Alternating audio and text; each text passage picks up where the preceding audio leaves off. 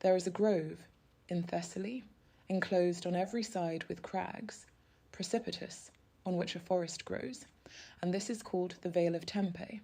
Through this valley flows the river Peneus, white with foaming waves, that issue from the foot of Pindus, whence with sudden fall up gather steamy clouds that sprinkle mist upon the circling trees, and far away with mighty roar resound.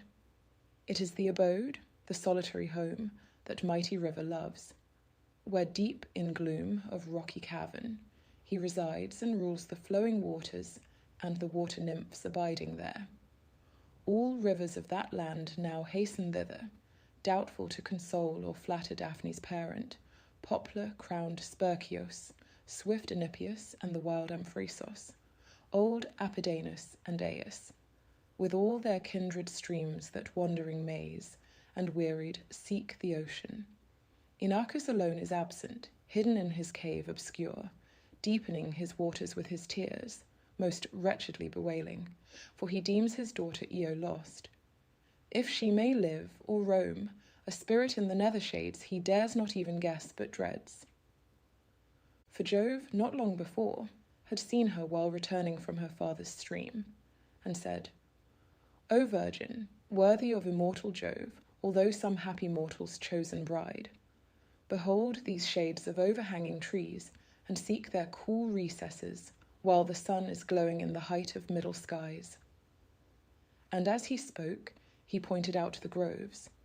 But should the dens of wild beasts frighten you, with safety you may enter the deep woods, conducted by a god, not with a god of small repute, but in the care of him who holds the heavenly sceptre in his hand and fulminates the trackless thunderbolts. Forsake me not. For while he spoke she fled, and swiftly left behind the pasture fields of Lerna, and Lycia's arbours, where the trees are planted thickly. But the god called forth a heavy shadow, which involved the wide extended earth, and stopped her flight and ravished in that cloud her chastity. Meanwhile, the goddess Juno, gazing down on earth's expanse, with wonder saw the clouds as dark as night enfold those middle fields, while day was bright above. She was convinced the clouds were none composed of river mist, nor raised from marshy fens. Suspicious now from oft-detected amours of her spouse, she glanced around to find her absent lord, and quite convinced that he was far from heaven, she thus exclaimed, This cloud deceives my mind, or Jove has wronged me. From the dome of heaven she glided down and stood upon the earth, and bade the clouds recede. But Jove had known the coming of his queen. He had transformed the lovely Io, so that she appeared a milk-white heifer, formed so beautiful and fair that envious Juno gazed on her. She queried, Whose? What herd? What pasture fields?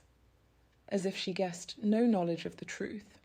And Jupiter, false-hearted, said the cow was earth-begotten, for he feared his queen might make inquiry of the owner's name.